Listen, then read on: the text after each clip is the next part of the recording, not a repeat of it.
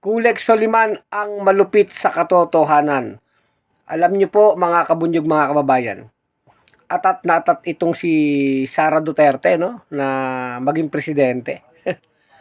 Hindi po natin maintindihan no.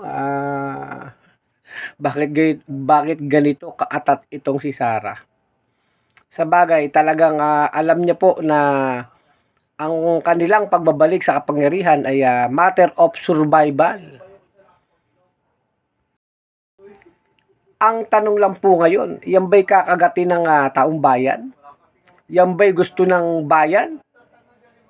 Na si Marcos ay magre-resign at pagkatapos ay si Sara ang papalit?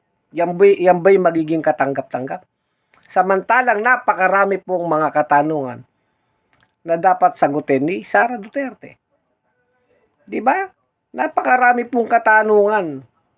Yung confidential fund niya, yung mga pagbabanta na ginawa niya kay Bongbong Marcos na gusto niyang patayin. Marami po siyang dapat sagutin sa bayan eh. Ngayon, naniniwala tayo na karamihan po ng mga Pilipino, yan ay hindi katanggap-tanggap.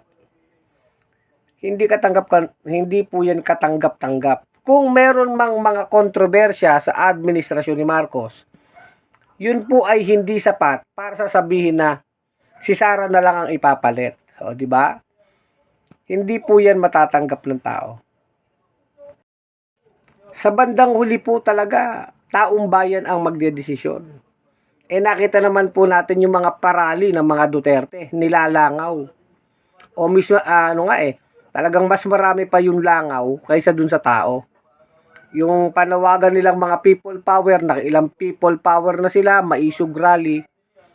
Sinasabing people power, puro kili-kili power, wala namang people. Ibig sabihin po talagang laging palpak eh.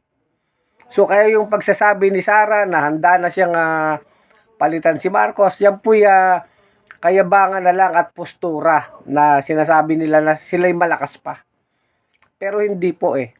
Talagang nakikita po natin, unti-unti silang hinahabol ng batas ng katarungan. Mula po sa kaso ni Rodrigo Duterte sa ICC, yung impeachment case po ni Sara Duterte at yung mga kaso ni Pulong Duterte sa ombudsman. Di ba? Yan po, bandang huli nananaig ang katotohanan eh. Hindi po nananaig ang kayabangan. Gaya po ng nakasanayan ng pamilya ni Sara Duterte. Maraming mga nangyari sa kanyang pamilya na masosolusyonan lang kung si Sara, kung siya ay magiging presidente, makakabalik talaga sa kapangyarihan. Unang-una po yung kanyang tatay na talagang nakakulong sa kulungan dyan sa ICC. Talagang mahihirapan na po si Rodrigo Duterte na makalaya. Kahit na nga po maging presidente pa si Sara. Pero syempre, advantage kung presidente si Sara, baka mabali niya yung mapuwersa niya talaga, no? Kung anong gagawin lang magic dyan. Pero ang ICC po talaga ay napaka-independent yan. Pangalawa po, yung mga kasong nakasampa.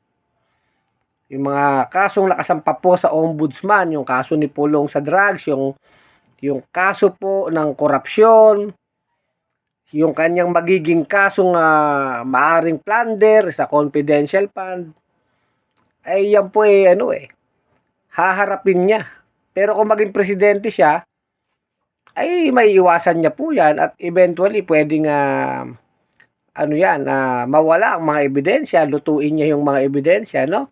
So ganun po kaatat talaga eh. Matter of survival nila. Sapagkat kung itong mga nangyayari ngayon, naniniwala tayo, ito po'y huling alas ng mga Duterte. Huling alas po nila ito para talagang pabagsakin po ang administrasyon ni Marcos at eventually si Sara ang pumalit. At ang kailangan ng bayan ngayon ay hindi mga kahambugan galing sa mga politikong kagaya ni Sara. Hindi po kayabangan o paghahangad sa posisyon o poder. Sa napakalaking issue po ngayon ng korupsyon, sa flood control, mga nakawan, pagnanakaw. Ang hinihiling po ng tao ngayon ay managot ang dapat managot. Makulong ang mga dapat makulong. At maalis na itong sistema na ito na napakabulok. Na sa napakahabang panahon, talagang naghahari po ang mga magnanakaw, ang mga mapagsamantala, ang mga abusado. Sila ay magkakasabwat. Isang napakabulok na sistema.